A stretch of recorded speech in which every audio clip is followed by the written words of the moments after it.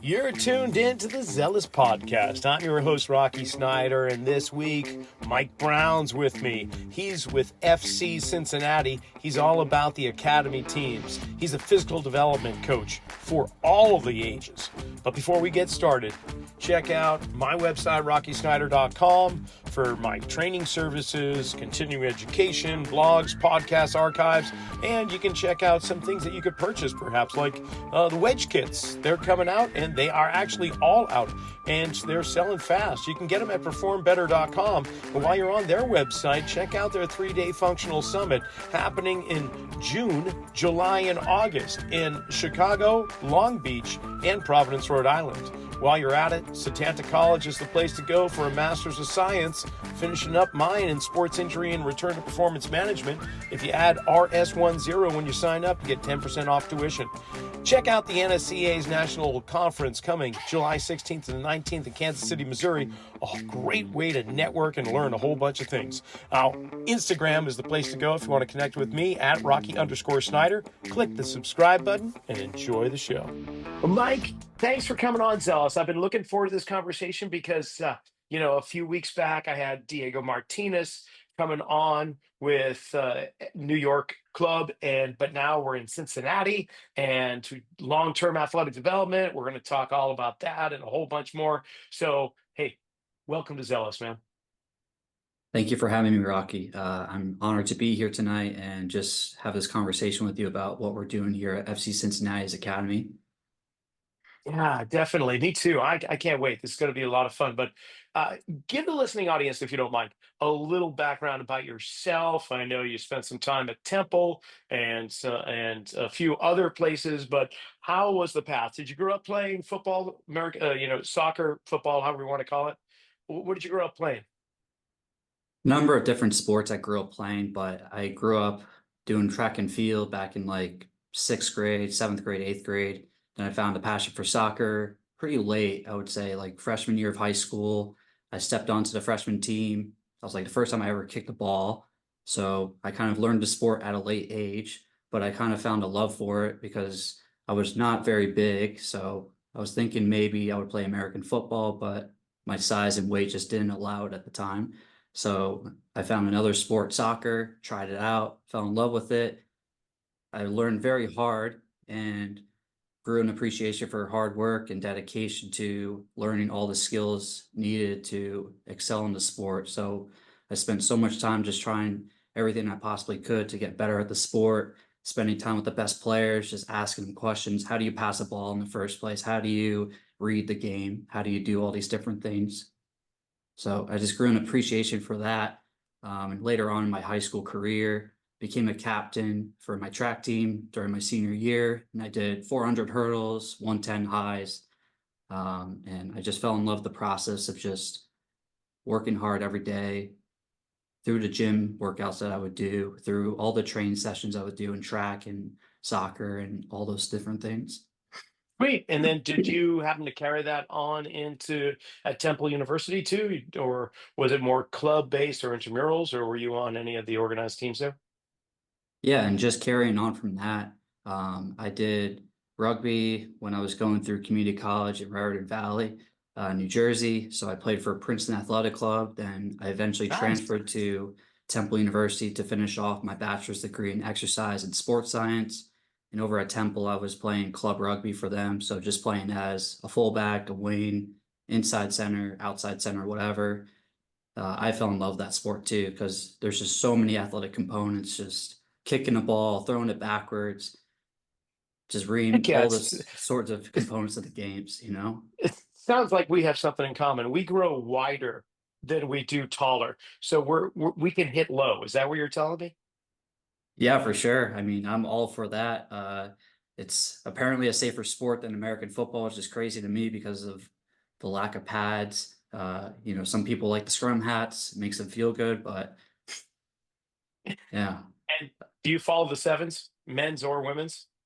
Yeah, loved playing sevens back then. It was probably my Okay. best sport, I would say. I was good with my pace and enjoyed running all over the place. I loved playing sevens. It was absolutely great. Um, it's absolutely So awesome. And then how did you land the gig at FC Cincinnati? I'm sure there was a few things that were in between once leaving Temple and so on, but how did you manage that? A lot of different routes, a lot of appreciations for my mentors. So I started out at Reach Your Potential Training with Bobby Smith in Tinton Falls, New Oh, no Jersey. kidding.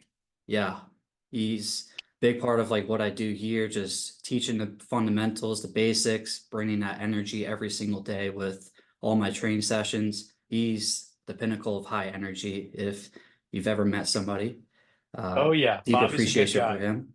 Yeah, he's Heck yeah. amazing. He started out with Adam Fight, and Uh-huh. him and Adam Fight are just brilliant minds, and it's just awesome to get to know them over the course when I was an intern there in 2019. Then did an internship with Olympic sports and football at Temple for a bit. COVID unfortunately happened during that time when I was interning for football. Then I decided to take my Toyota Corolla all the way out to Denver, Colorado with Isaiah Castilleja when uh, I was at MSU Denver. So for 5 months, we were going through the COVID protocols of just training 5 athletes per half hour at a time. So that was a Wow. very interesting experience. So all Oh, five of us interns plus Isaiah and Jordan at the time train these athletes as hard as we can and just giving the best internship experience they possibly could for us. And they did a great job with us, I would say. And they helped me out with the interview process, building a portfolio, and going through that whole process of getting a graduate assistant position with Temple. And then eventually, long story short, got a full-time position at LaSalle University where I oversaw men's and women's soccer, cross country, track and field, and men's and women's rowing. And I knew I had a deep passion for soccer because while I was in Philadelphia, doing my graduate assistant at Temple, I met Walter Grandis because he sent out an email asking Tim Teefy at the time if there was interest from his class of interns that he possibly had to possibly help out at Philadelphia Union. So I just did a site visit just to see if they needed help. They didn't have availability at the time because my schedule was kind of packed, but I maintain a relationship with Walter, and he's another person I talk to pretty frequently about sports science, uh, what he did back in Philadelphia. And he was a big reason why I got this job at FC Cincinnati. I would contact him about what I should put in my portfolio. What are the messages? What do I need to know about what it takes to run a successful performance side in the academy? oh, that's fantastic, Mike. Yeah, And uh, just a side note here for listening audience, you mentioned a couple people already that if you go to the podcast archives, Zelos, and look up Bobby Smith or Adam Fate, actually Adam and Mary Kate, his wife, had them on. We had some great conversations. So you can kind of backtrack there and you'll understand why Mike's talking highly about all of them. So fantastic, man. What a great path. And this is not unusual. In fact, it is, I won't say cookie cutter because it's not like that, but there's similarities to paths of the guests that I have on. One, they look for opportunity. They don't say no to it. They make their way along a path through the help of mentors and gain guidance and are willing to learn and be okay with traveling and it sounds like you did exactly all of that. So now you're at FC Cincinnati. You are the development coach for their academy, which is U13 to U18. I imagine you don't have necessarily campus dormitories. These kids are going to school, and then after school, mom and dad are dropping them off with you in the afternoon, and you're training them. And am I right on that so far? correct. You've missed nothing, so you're doing great so far. All right. So then with this, is it like U13, U15, or is it U14, U16, U18? Like you have 2 year gaps in between, or are they individual years like U13, 14, 15, all the way up? Yeah, so we have U13s, U14s who pretty much train together. So we have one field for 5 of our academy teams. So we have U13, U14, U15, U16, and U18. U18 and U16 are our pro player pathway teams that we do the very best that we can to prepare them to enter in the pro player pathway of entering in the second team that we have here in the first team environment. So doing everything that we can to prepare them from a physical perspective, and our awesome coaches here prepare them on the tactical side to basically follow suit with what they're doing with the first team principles. Just teaching them everything that they can to emulate what they're doing at the first team level, the formations, the principles of play, and all those sorts of things. Okay, so with one pitch and five teams, five age grade ranges, you must have to stagger the schedule out. So while one group is potentially doing strength conditioning in the weight room or off pitch, you got some the other ones that are doing like situational work or practice on the pitch. Is that about right? Yeah, so I'm going to give you a little rundown of what our daily schedule Please, looks like just to make it I would love easy. it. Yeah, so with our U18s, they are usually our first group that goes from 4 to 415. It's a larger group, roughly about 30 to 36 players at a time. But sometimes there's a lot of movement, thankfully for our club, because those players have been getting opportunities to train up with our second team, our first team, and so on. Then our second training block is from 5:30 to 6:45. That's usually our 15s and 16s or 13s and 14s. Then our last training block is 7 to 8:15. Most of the time 13s and 14s, sometimes 15s and 16s, depending on the days. Wow. Okay. So you've got your conveyor system going. You must speak of systems. You must have some really how would I say it? You like um you like systems maybe sticking to the schedule. I can see you being a very regimented individual and am I right there? Yes and no. Obviously, it's good to have a regimented schedule, but it's so important in this field to adapt to change. Because most of the time, a lot of times, like just today, for example, we had a weather delay. So we kind of have to think on the fly. When do we bring these players back into the gym to do some activation? When do we possibly think about rescheduling some gym sessions so that it aligns correctly with when they're going to play their matches? When do we test them to see what kind of progress they made? So we ask ourselves these different questions, but we always base it around their playing schedule, because for me and all of us with the medical side for the academy, we always want to make sure that they are playing at the highest level possible for all of these games, but got to develop them too. Multifaceted, objective that we are trying to accomplish here, but we're ambitious and always work hard to achieve everything that we need to do. Now, uh, with this group of young players, there is going to be obviously different developmental stages and rates of growth, and physically, mentally, emotionally, of course, too. We can't discount that at all. But do you find that some players actually go up in the brackets in terms of the age brackets, some drop back down, or do you keep them primarily within their own rooms? How does that work? Just like I mentioned before, it depends. Everybody has different timelines with, their puberty, their skill level of play, all these different factors. We have a couple of players that have trained a couple of ages up because they can handle that kind of skill level, the speed of the pace with the speed of play for that typical age group. So some of those players have seen those opportunities, and sometimes with our U18s and U16s, we'll do a combined session. So speed of play could be a bit faster for those U16s. And we even have a couple of U15s that have gotten opportunities to, potentially train up with the second team, which is tremendous. So when we're looking at that from a sports science perspective, we use player data, and with the speed thresholds, we keep them exactly the same as the first and the second team.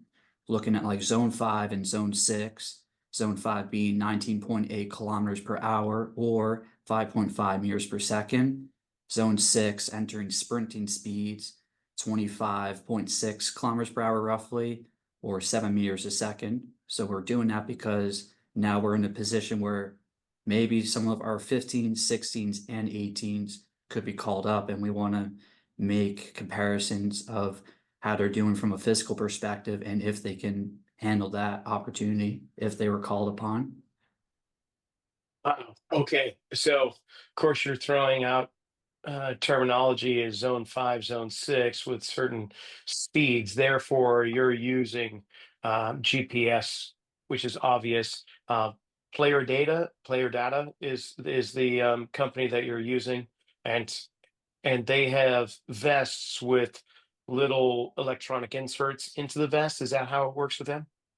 Correct. So we currently have about 75 to 76 units that we use on a daily basis. Some of our U14s use them, all of our U15s, U16s, and U18s are tracked.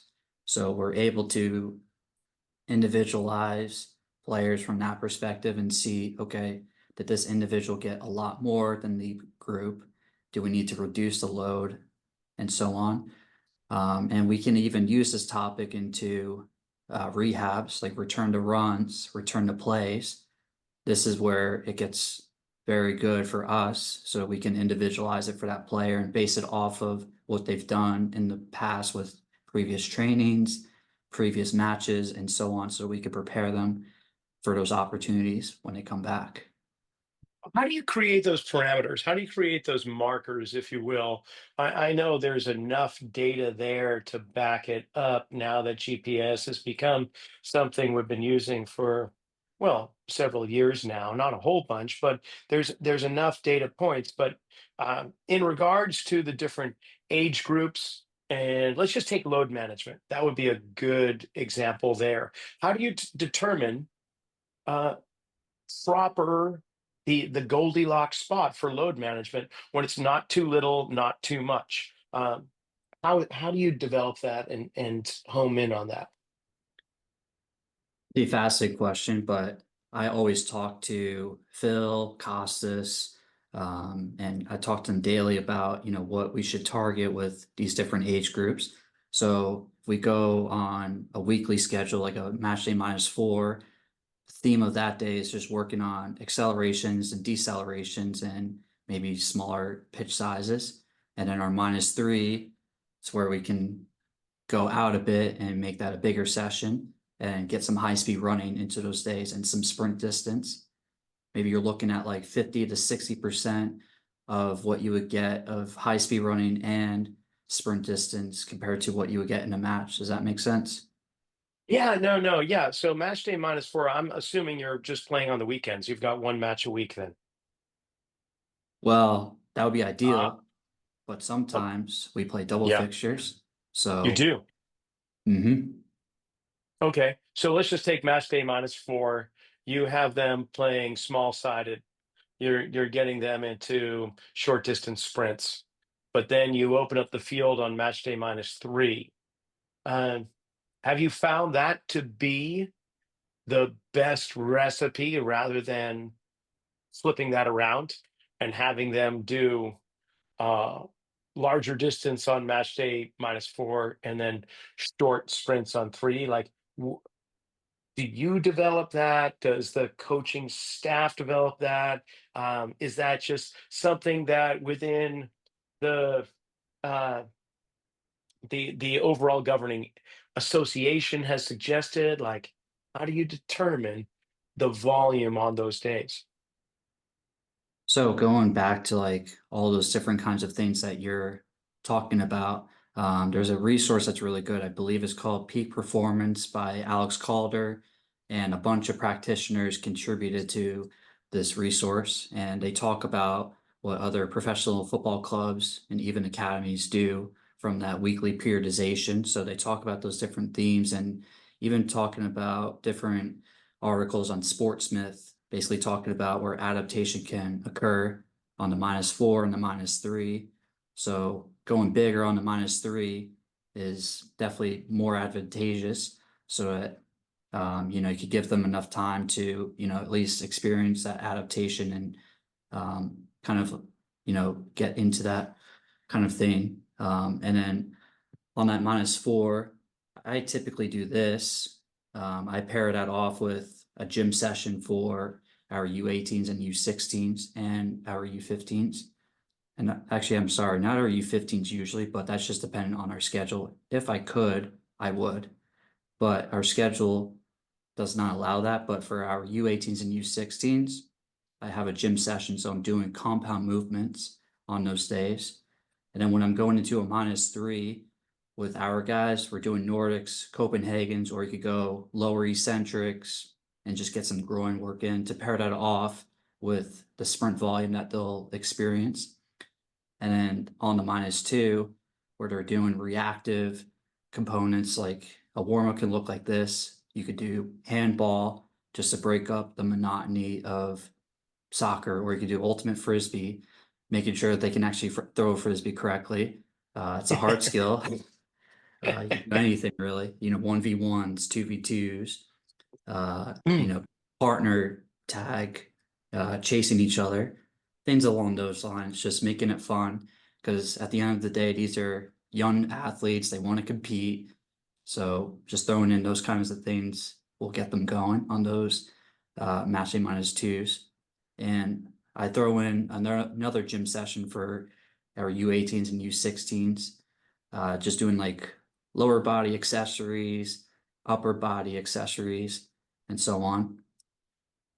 And then on Right our on. -1, if we train, that would be like a primer, but sometimes we don't train. Oh, very cool. Okay, well, you mentioned some great resources, Sportsmith being one of them. For the listening audience, if you're not familiar with Sportsmith, great conference, typically over in the UK in previous years, but it just so happens they're going to be on the West Coast in June, at the end of June. I think it's like the 28th or 29th in Los Angeles. And there's still registration available. And so, it's about a month away or so. So check it out. There's some really great presenters, including one of my buddies, Lauren Lando, who's been the head strength coach this past year for Notre Dame. Prior to that, he was with Denver Broncos. He's going to be one of the presenters. So if you get an opportunity to go there, it's like drinking from a fire hydrant. Okay, so what about outliers? Because I'm always, yeah, I don't know. There's great recipes for success, and there's always those, especially like in the field of data mining and sports science. There's always one of those that make you scratch your head, like, okay, these are not falling under the typical characteristics, and this guy is just blowing doors here, or vice versa. Tell me about, like, give me a story if you don't mind. I'm sure you have one about finding outliers within your data structure. I mean, we talk about evaluation. So Yeah. another metric that we measure is PHV, and we look for late developers or early developers, whatever the case is. We get an understanding of where they're at in terms of their puberty, when they're going to enter their growth spurt. So we're keeping an eye on that. Just having an understanding of when they're going to enter those I don't phases think of, I have yet. I think my peak height velocity has yet to occur. Just so you know, just for anybody yeah, else.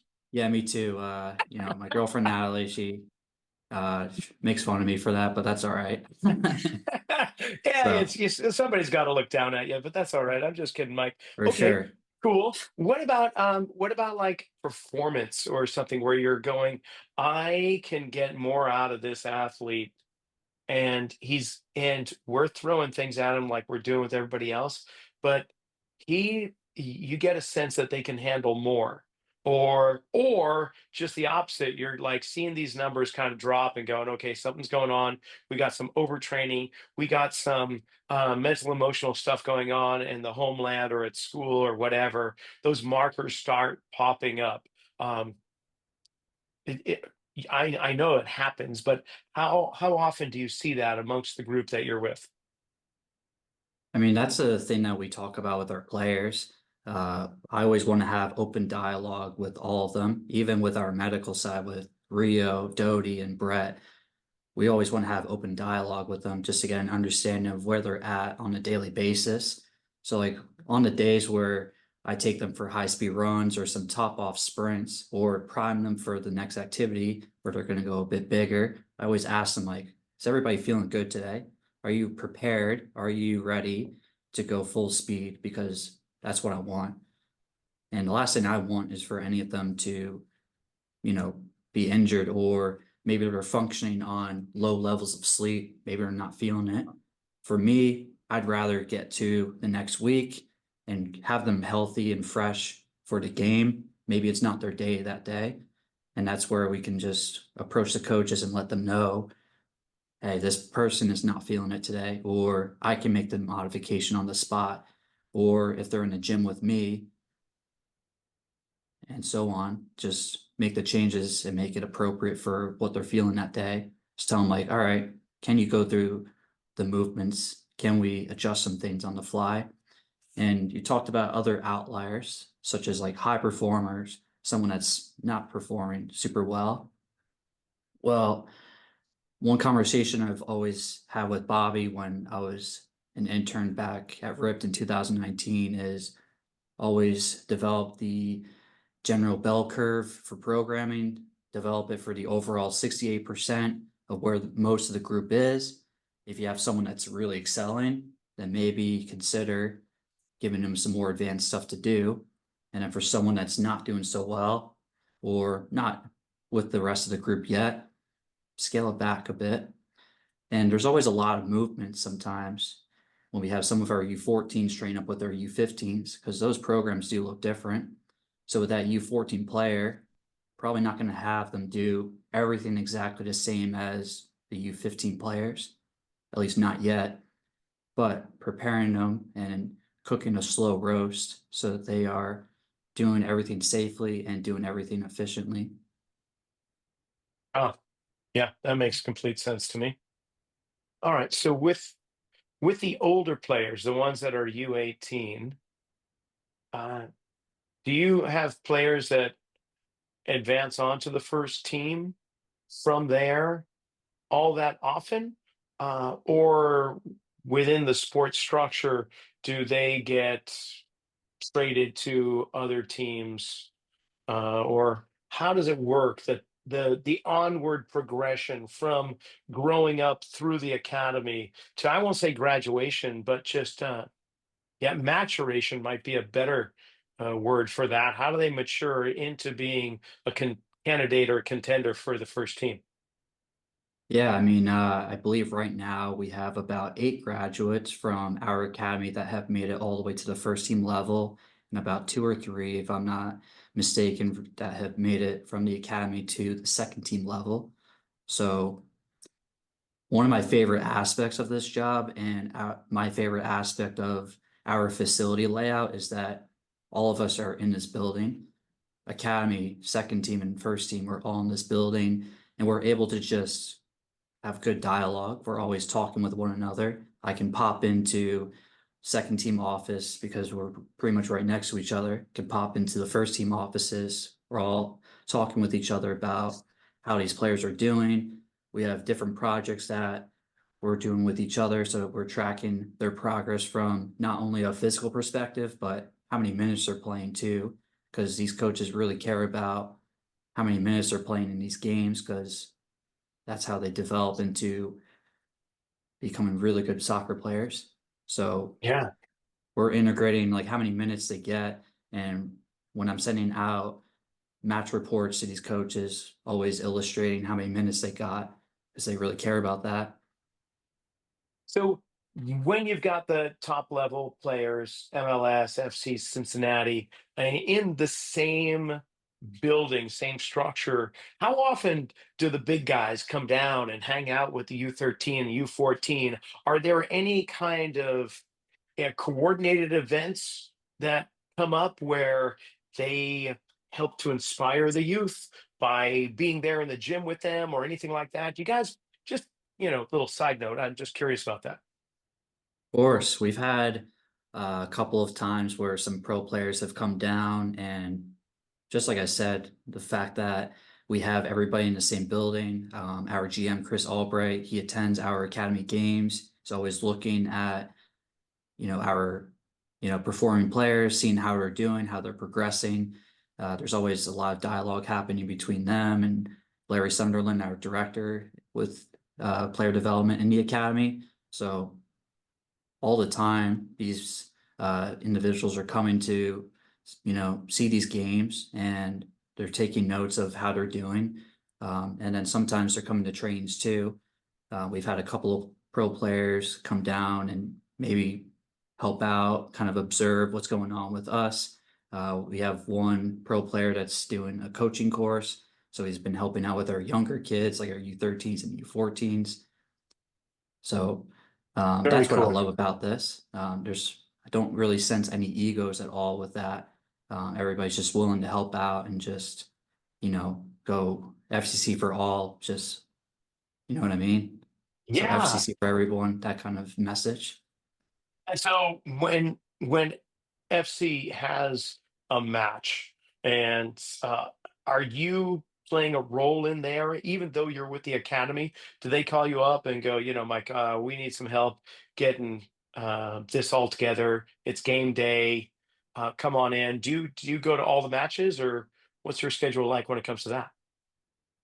A lot of matches to be played here at the academy level. So on a given day, we'll have, hopefully everybody in house. If we have some home fixtures, we'll have like three of our teams here, like pretty much like three games going on, and then we'll have like our U13s and U14s playing at a different location, Milford High, but we'll have like our U15s, U16s, and U18s. So doing a lot of stuff for them, basically doing their game day warm-ups, recording how many minutes they get, doing sideline warm-ups, preparing them for, them to go onto the pitch, doing stuff with them during halftime, just doing like a passing activity, doing some sprints, replenishing them with some of our energy gels that we have for them, just things like that. In And how terms of far like do you guys have to travel for your academy? Sorry, like I'm wondering, do you stay in the greater Ohio region, or do your academy players have to go over state lines to Illinois, Indiana, wherever, Michigan?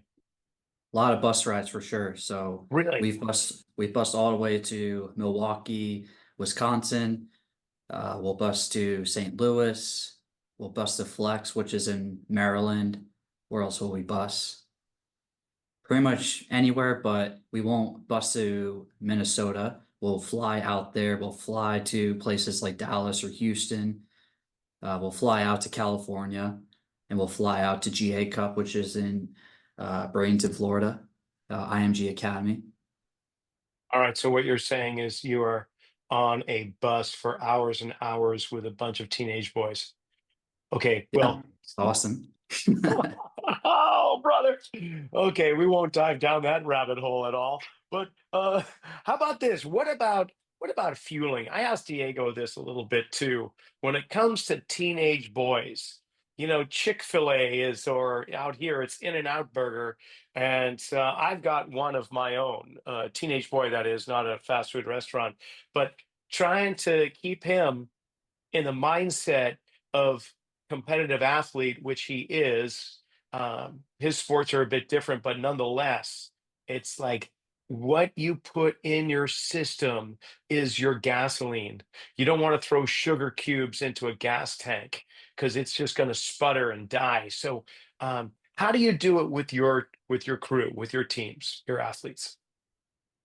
Yeah, I think it always comes from, us as coaches and the staff, and just always communicating to them about what's important to put in your body, just knowing what's at stake. We want to win all these games. So we always tell them like your body is your shrine, all these kind of things.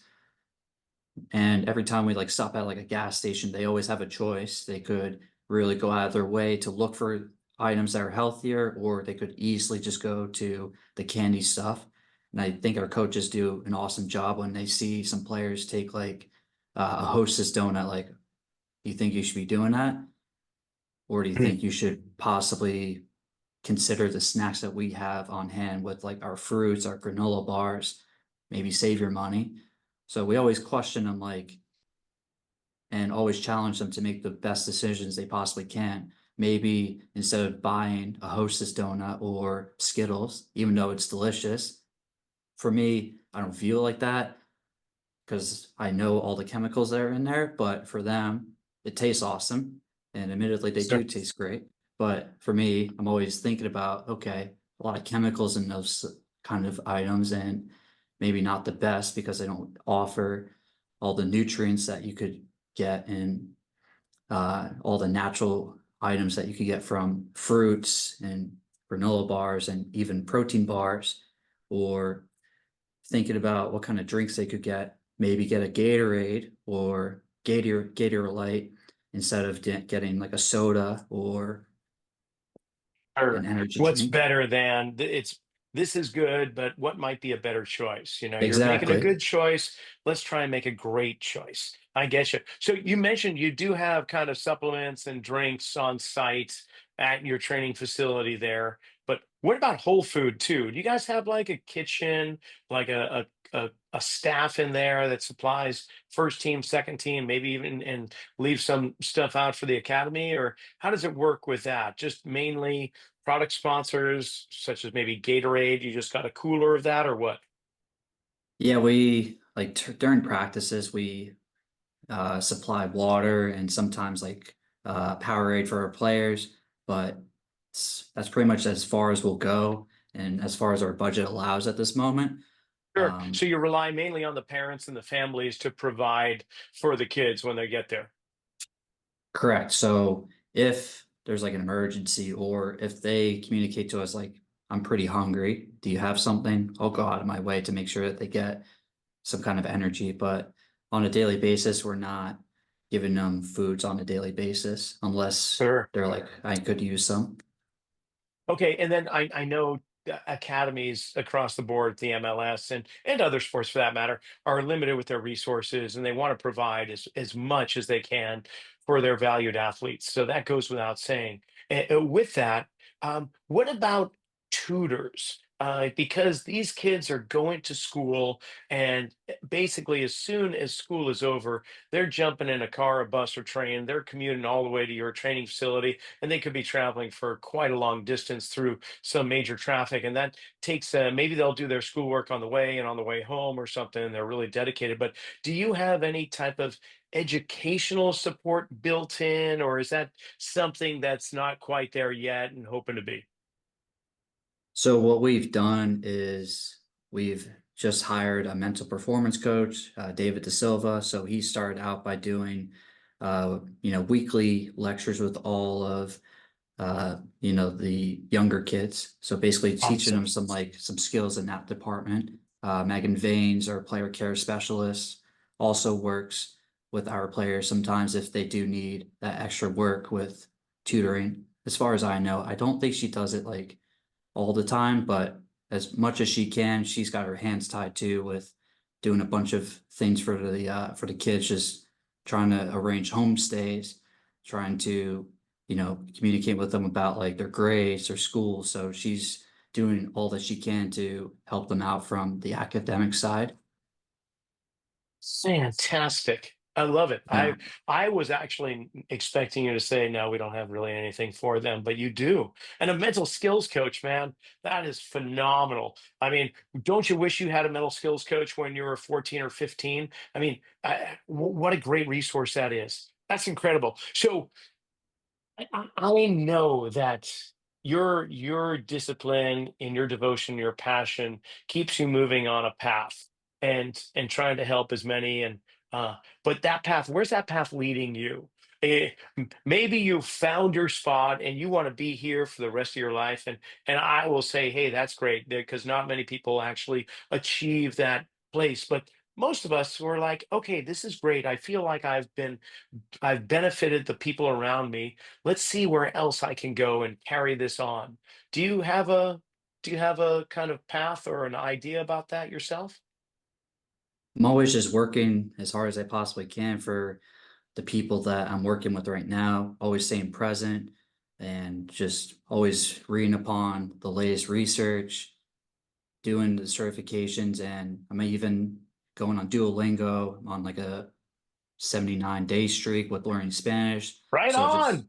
yeah, so I'm just, working on learning Spanish and hoping to add that to my, arsenal for learn how to communicate with players in a different way.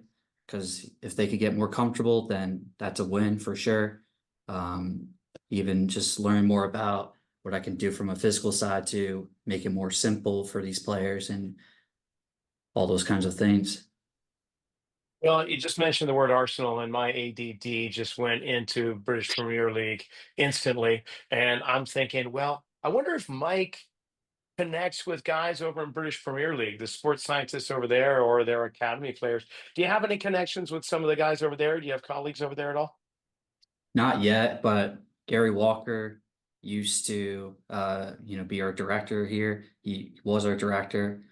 Last year he's over at Brighton right now. So yeah, that's definitely a connection right there.